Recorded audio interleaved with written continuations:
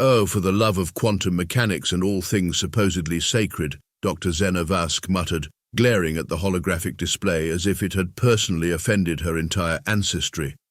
The xenoarchaeologist's weathered hands, marked with the characteristic blue stains of too many encounters with ancient alien artifacts, danced across the control panel. Nexus, please tell me I'm not hallucinating from too much synthetic caffeine. The ship's AI responded with its characteristic dry tone. Dr. Vask, your caffeine levels are indeed concerning, but they have not yet reached hallucinatory thresholds. The quantum signature you're detecting is very real. Zena chuckled, brushing aside a stray lock of silver-streaked hair that had escaped her utilitarian bun. At 53, she'd spent more time studying dead civilizations than living ones, and she wouldn't have it any other way. The year 2847 had brought humanity to the stars, but Zena's passion lay in what came before. Real, unexpected, and absolutely impossible, she said, reaching for her ever-present mug of synthetic coffee. The Andromeda galaxy has been dead for over 10 million years. Finding an active quantum beacon here is like finding a charging station for electric cars in a dinosaur nest. The research vessel, Nebula Seeker, drifted through the cosmic graveyard that was once the Andromeda galaxy. Where spiral arms once gleamed with the light of billions of stars, now only scattered remnants remained, the cosmic equivalent of archaeological bones. Your analogies continue to be both historically inaccurate and oddly fitting, Doctor, Nexus commented. Would you like me to alert the crew? Not yet. Zena leaned closer to the display, her dark eyes reflecting the shimmer of data streams. Let's make sure this isn't just another quantum hiccup from a dying pulsar. Run a full spectrum analysis.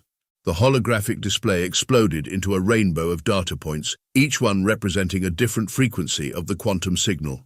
What Zena saw made her drop her precious coffee mug. Holy Mother of Einstein, she whispered. Nexus, are you seeing this pattern? Affirmative. The signal contains embedded geometric progressions consistent with artificial intelligence. This is not a natural phenomenon. Zena's fingers flew across the controls, initiating deeper scans. It's not just artificial, it's preserved. Someone wanted this found. Look at the quantum entanglement matrix. It's beautiful. They use the very fabric of space-time to preserve this message. The signal began to decrypt itself, responding to their scans. Geometric patterns resolved into glyphs, then into something that made Zena's breath catch in her throat. They called themselves the Luminari, she translated, her voice barely above a whisper. They were the ones who... She stopped, reading further. Nexus, wake the crew. Now. Already done, Doctor. Captain Theron is on his way to the lab. Zena barely noticed. Her eyes were fixed on the translating message, watching as the story of an entire civilization unfolded before her. The Luminari hadn't just left a message. They'd left a warning, a plea, and something else, something that made her hands tremble. A legacy, she murmured. They left us a legacy. The door hissed open, admitting Captain Rook Theron, his dark face creased with sleep and concern. This better be good, Doctor. I was having the most delightful dream about retirement. Oh, it's better than good, Captain, Zena said, not taking her eyes off the display. It's terrifying, wonderful, impossible.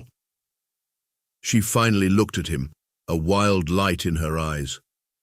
We're not alone out here in the dark, we never were, and the ones who came before us, they left us a message, a mission. Dr. Vask, Theron said carefully, you're not making sense.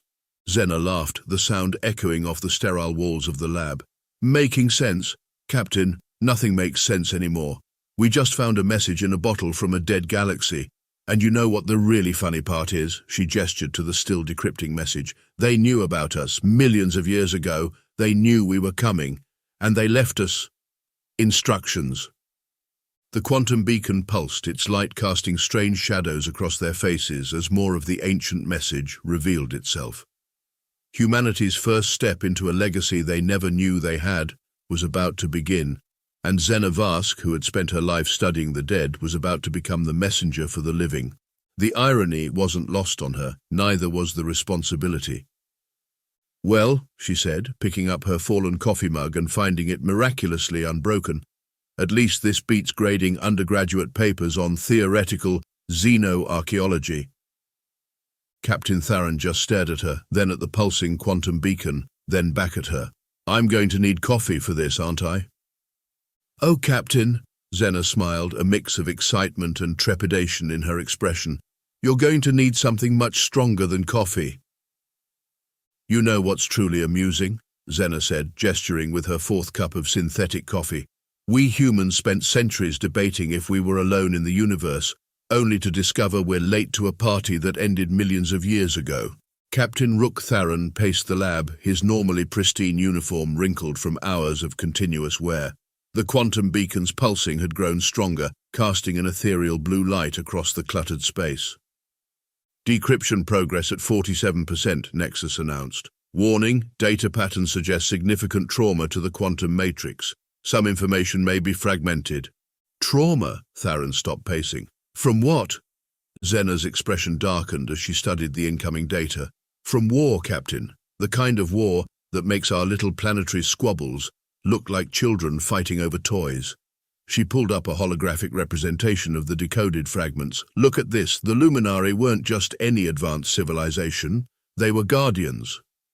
The hologram showed vast fleets of crystalline ships, their design unlike anything human engineers had conceived. But it wasn't the ships that made Theron's breath catch. It was what they were protecting. Behind the Luminari fleet, dozens of younger civilizations huddled on their homeworlds, some barely past their industrial age. They were protecting them, Theron said softly, like a cosmic shepherd watching their flock. More like a cosmic big sister with a really big stick, Zena corrected, zooming in on one of the Luminari vessels. Their technology, it's beyond anything we've even theorized. They weren't just advanced, Captain. They had mastered the fundamental forces of the universe itself. New data cluster decrypted, Nexus interrupted. Warning, content may be distressing. The hologram shifted and everyone in the lab fell silent. The scene now showed entire systems going dark, consumed by something that defied description. Where stars once shone, only void remained. The Void Hunters, Zena translated, her voice barely a whisper. That's what the Luminari called them. They didn't just wage war, they devoured reality itself, consumed the very essence of civilizations to fuel their expansion. Theron leaned closer to the display, his dark eyes reflecting the horror they witnessed. Why haven't we found any trace of these Void Hunters in our explorations? A bitter laugh escaped Zena. Oh, but we have, Captain. Every dead galaxy, every inexplicable void in space, we've been looking at their leftovers without realizing it. She pulled up another data stream. But here's where it gets interesting. The Luminari, they weren't the first to stand against them. The hologram shifted again, showing a succession of civilizations, each rising to face the threat, each falling in turn. But with each cycle, something was passed on. Knowledge, technology, purpose. Dr. Vask, Nexus interjected, I've identified a pattern in the transmission. The Luminary message appears to be modeled after human cognitive patterns. They designed it specifically for human comprehension. Impossible, Theron stated flatly. The Luminari existed millions of years before humans evolved. How could they possibly— Time isn't always linear, Captain, Zena interrupted, her eyes gleaming with excitement. Especially not for a civilization that could manipulate quantum mechanics like we manipulate clay. They saw us coming. Somehow, they knew humanity would be next in line. The quantum beacon suddenly pulsed brighter, its light taking on a golden hue. New data cascaded across the screens, and Zena's hands flew over the controls. Oh, this is rich, she laughed, but there was an edge to it. You want to know why they chose us? Because we're stubborn, because we're contradictory, because we'll fight to protect others, even when it makes no logical sense to do so. Accessing historical database, Nexus announced. Comparing human behavioral patterns with Luminari criteria. Match found. Humans consistently display irrational altruism coupled with technological innovation. Irrational altruism? Theron raised an eyebrow. Is that supposed to be a compliment? Coming from a species that achieved near godhood? Yes, actually. Zena pulled up more decoded fragments. The Void Hunters operated on pure logic. Consume to grow, grow to consume. But the Luminari discovered something, the one thing that could disrupt that perfect, horrible logic. Let me guess, Theron said dryly, the power of love. Zena threw a stylus at him. Don't be cute, Captain. No, they discovered that the most effective weapon against cosmic horror wasn't superior firepower or advanced technology. It was the willingness to stand and fight even when running was the logical choice, the determination to protect others even at great cost to oneself. Additional context required, Nexus interjected. The Luminary assessment suggests humans possess an optimal balance of technological capability and what they term protective irrationality. Protective irrationality, Theron laughed. Well, they certainly did their homework. I once watched a Marine dive into a plasma storm to save an alien child. No logical reason for it. The odds of survival were astronomically low, but he did it anyway, and somehow they both lived. Exactly, Zena gestured enthusiastically, nearly spilling her coffee. The Void Hunters couldn't comprehend that kind of behavior. It disrupted their perfect patterns, made their calculations unreliable, and now… She trailed off, staring at the newest decoded section. Now what, Doctor? Theron prompted. Now we know why the Luminary really left this message. She looked up, her expression a mix of awe and trepidation. They're not just passing the torch, Captain. They're warning us that the Void Hunters aren't gone. They're hibernating, recovering, waiting for the next cycle to begin. The lab fell silent as the implications sank in. Finally, Theron spoke, his voice carefully measured. How long? Based on these calculations, Zena ran the numbers, a few centuries, maybe less, but that's not the real question, Captain. She stood, facing him directly. The real question is, what are we going to do about it? Incoming transmission from Earth Command, Nexus announced. They're demanding an update on our findings. Theron and Zena exchanged looks. They both knew what would happen next, the politics, the debates, the inevitable power struggles, as humanity grappled with this new reality. You know what's funny, Zena said, turning back to the quantum beacon. Throughout human history, we've always wondered if we were alone in the universe. Turns out we were asking the wrong question. We should have been asking, who left the light on for us? The beacon pulsed once more as if in agreement, its light holding the promise and burden of a legacy millions of years in the making. The holographic display in the Nebula Seeker's command center showed 6 different alien fleets converging on their position. Captain Theron had taken to chewing on his stylus, a habit he'd sworn he'd broken decades ago. Well, Zena said, studying the tactical display, isn't this just perfectly inconvenient? It's like throwing a party where nobody was invited and everyone shows up anyway. Update, 3 more vessels detected entering the sector, Nexus reported. Signatures match Kryloth battle cruisers. They appear to be in quite a hurry. Of course they are, Theron growled. Nothing travels faster than light except bad news and nosy neighbors. He turned to Zena. How did they even know about the beacon?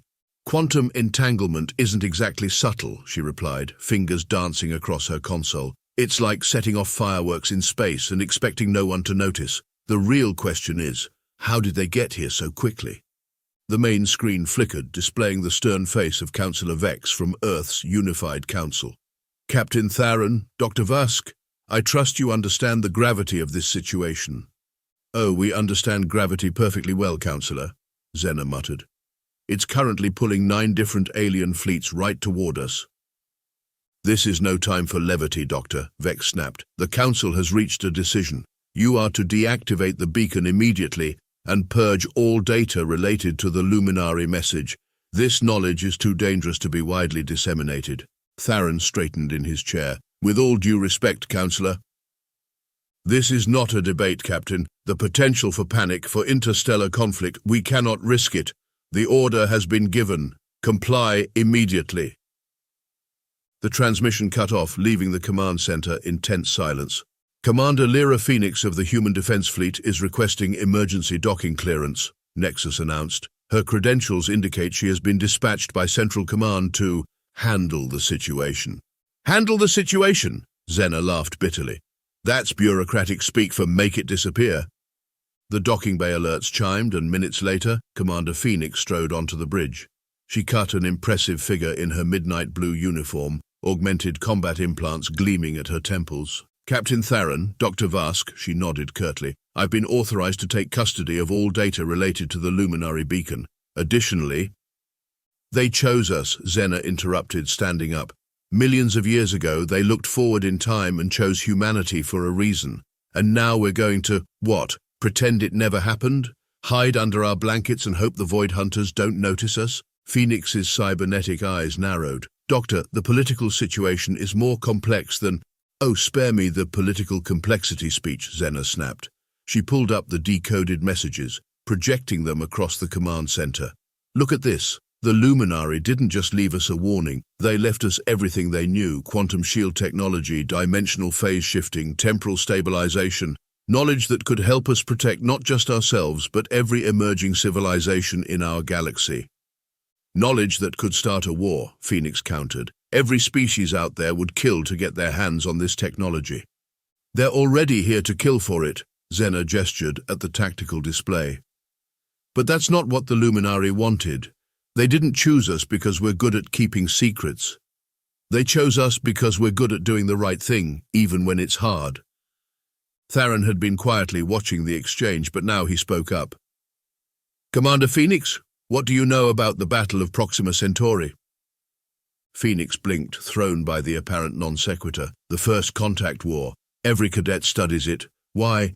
Because, Theron said softly, when the Zenthari fleet attacked our colony, we didn't just defend ourselves. We evacuated their civilian ships too, even while they were still shooting at us. Lost a lot of good people doing it. Completely irrational decision, militarily speaking. And now the Zenthari are our strongest allies, Xena added, because we showed them something they'd never seen before. Protection without profit.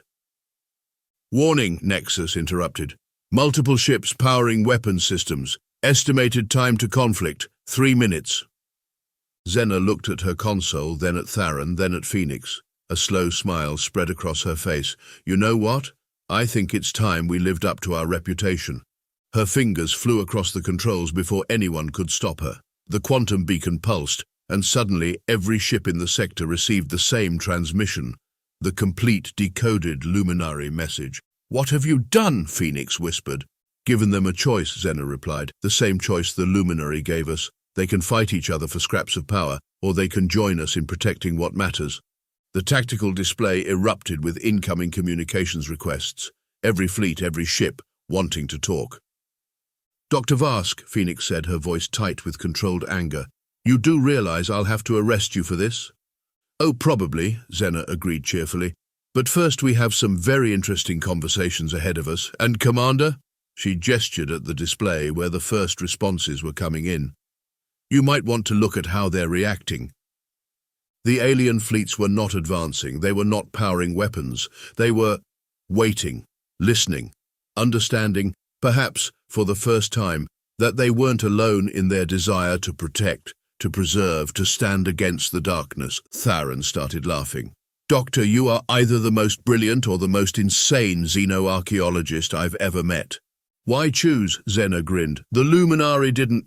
The first attack came without warning. One moment, the assembled fleets were engaged in tense but peaceful negotiations. The next, reality itself seemed to tear apart. Well, Xena said, watching as space distorted around them, I guess the Void Hunters didn't appreciate their wake-up call. Multiple dimensional breaches detected, Nexus announced, its usual calm voice carrying an edge of urgency. Unknown energy signatures emerging. They appear to be consuming local space-time. Of course they are, Theron muttered, already barking orders, because regular weapons would be too convenient. The Nebula Seeker shuddered as something vast and dark emerged from the tear in space. It wasn't a ship, not really. It was an absence, a hole in reality that moved with terrible purpose. Commander Phoenix's augmented eyes whirred as she analyzed the threat. This is impossible. Nothing should be able to... Final parts of the message decoding, Xena interrupted, her hands flying over the controls. Oh no. The Luminari, they didn't just die fighting the Void Hunters. They sacrificed themselves to create a temporal lock, trapping most of the Hunters in a time stasis field, but they knew it wouldn't hold forever. The ship rocked again as more tears appeared. The alien fleets that had come seeking the beacon's secrets now found themselves facing humanity's nightmares. Emergency transmission from the Kryloth flagship, Nexus reported. They're requesting protection. Theron looked at Phoenix, who nodded grimly. Well, the captain said, time to earn our inheritance. All ships, defensive formation Delta. We protect everyone. Understood? Everyone. The human vessels moved with practiced precision, forming a barrier between the dimensional tiers and the assembled alien fleets. On the tactical display, Zena watched as the final pieces of the luminary message fell into place. "They knew," she whispered. "They knew we'd do this. The message, it's not just knowledge, it's activation codes." The quantum beacon suddenly pulsed with blinding intensity. Data streamed into the ship's systems, transforming theoretical physics into practical weapons. "New protocols available," Nexus announced. "Quantum shield harmonics online, dimensional stabilizers charging. Warning, power requirements exceed normal parameters."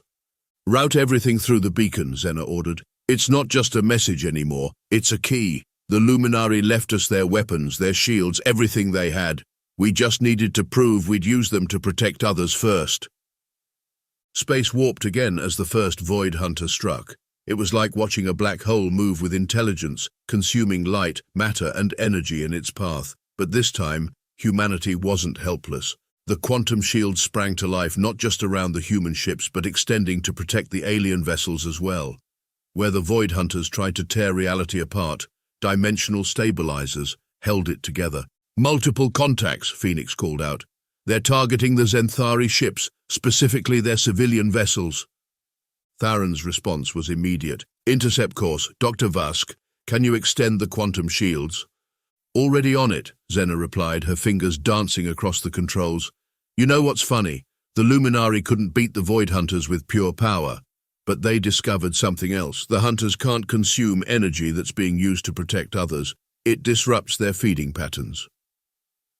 The battle that followed would be talked about for generations. Human ships, newly armed with technology millions of years old, dove between Void Hunters and their prey.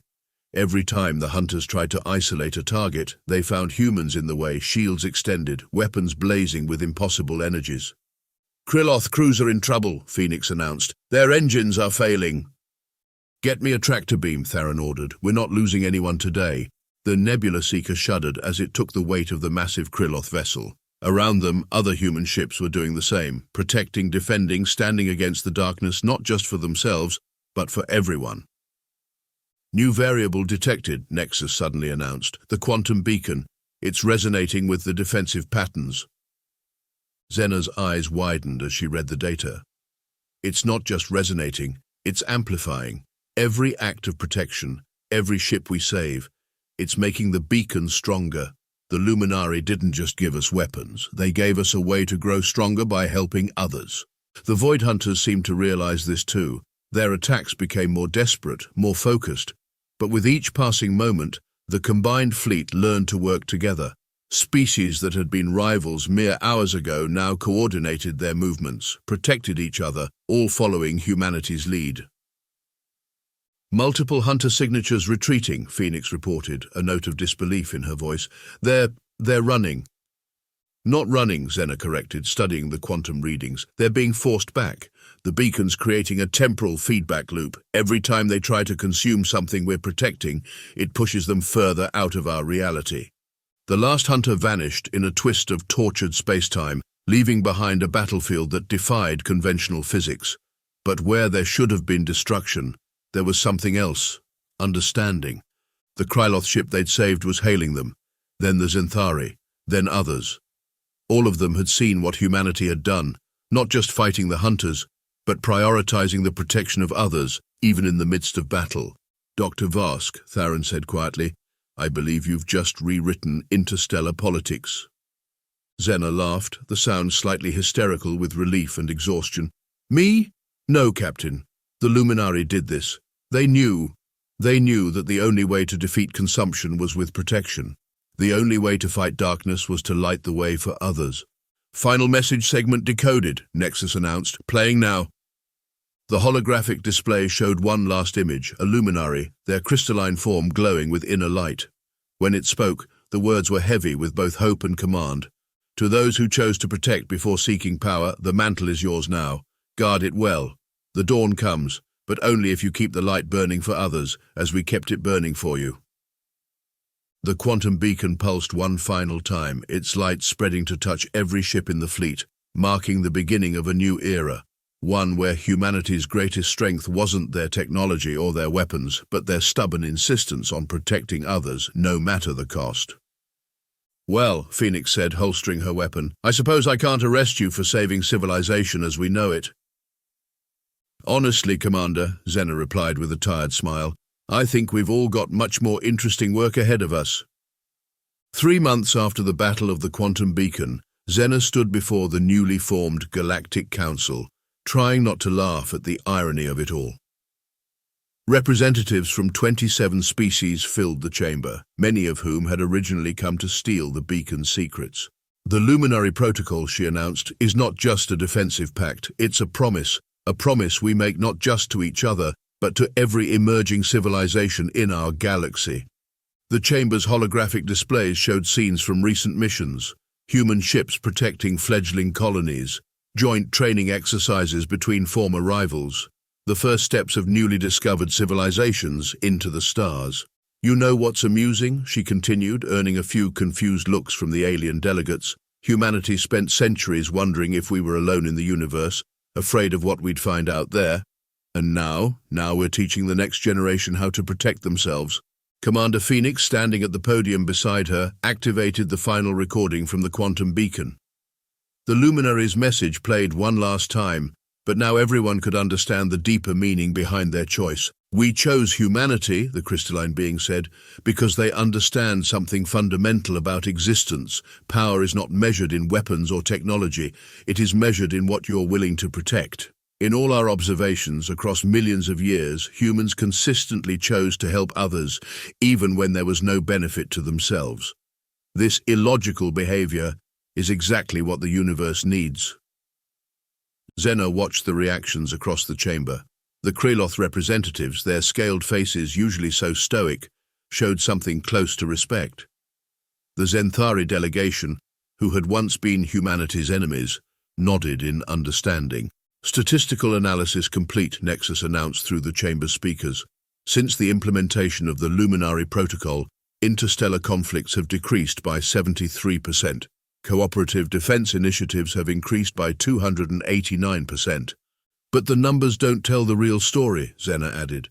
"The real story is out there, in the younger worlds, just reaching for the stars. They won't have to face the darkness alone, like we did. Like the Luminari did." The displays shifted to show the newest addition to Earth's fleet, the Guardian-class vessels, built with Luminari technology but crewed by mixed-species teams. Their primary mission wasn't exploration or combat, but protection and education. Captain Tharon, now Admiral Tharon, stepped forward. "Last week, we encountered a civilization that had just achieved faster-than-light travel. Their first journey beyond their solar system took them straight into a temporal eddy. In the old days, they would have been lost," he smiled. "Instead, they found 3 Guardian ships waiting to guide them home. Not because we had to," Phoenix added, "not because there was any profit in it, but because that's what we do now. That's who we are." The final decoded segments of the Luminary message played across the chamber's screens. It wasn't just technical data or historical records. It was a vision of the future, a future where the strong protected the weak until they weren't weak anymore, where knowledge was shared not for power, but for preservation. "The Void Hunters will return," Xena concluded. "We all know this, but when they do, they won't find isolated civilizations fighting alone. They'll find all of us standing together, protecting each other, and that's something they've never faced before." The chamber erupted in agreement, dozens of species united in purpose. As the session concluded, Xena found herself back on the observation deck of the Nebula Seeker, watching ships of all designs and origins moving through space together. "You know what the best part is?" she said to no one in particular. "What's that, Doctor?" Nexus asked. "The Luminari didn't just give us the means to fight back, they gave us a reason to grow. Every species out there now has a chance to become something more than they were, and we get to help them do it." A small ship caught her eye, a vessel from a newly spacefaring race being escorted by 2 human cruisers. The younger species was learning, growing, protected but not controlled. "They chose well," Phoenix said, joining her at the window. "Though I still think you're crazy." Xena laughed. "Of course I am, that's why it worked. Sometimes the universe needs a little crazy to keep the darkness at bay." Below them, Earth gleamed like a jewel in the darkness, but it wasn't alone anymore. Around it, ships of 100 designs moved in harmony, their crews learning from each other, growing stronger together. The last message from a dead galaxy had become the first page of a new story, one where humanity's greatest achievement wasn't conquering the stars, but ensuring everyone else had the chance to reach them safely. And somewhere in the quantum realm where time had no meaning, the Luminary's light continued to shine, guiding the way forward for those who chose to protect.